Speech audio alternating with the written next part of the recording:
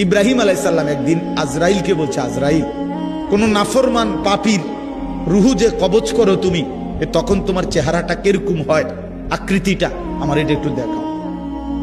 হযরত ইব্রাহিম আলাইহিস সালামকে আজরাইল বলছে, আল্লাহর কসম হে নবী, আপনি সহ্য করতে পারতেন না, আপনি এটা দেখতে চাইেন না।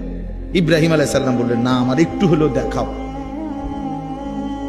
তো আজরাইল এই বিভৎস আকৃতি, মানে নাফরমানের জান কবজ করার সময় উনার যে চেহারার আকৃতি হয়, এই চেহারাটা ধরে ইব্রাহিম আলাইহিস সালামকে দেখাইলেন।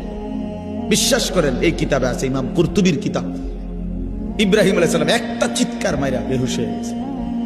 হুঁশ আসার পরে ইব্রাহিম আলাইহিস সালাম বললেন, আল্লাহর কসম, আয় আল্লাহ, মালিক আপনার কসম, কবরের আযাব, জাহান্নামের আযাব কোন নাফরমানের জন্য কিছুই লাগবে না, শুধু আজরাইলের এই ভয়ানক দৃশ্য জান কবজের সময় একবার দেখলেই তার সারা জিন্দেগীর নাফরমানির শাস্তির জন্য এটাই যথেষ্ট।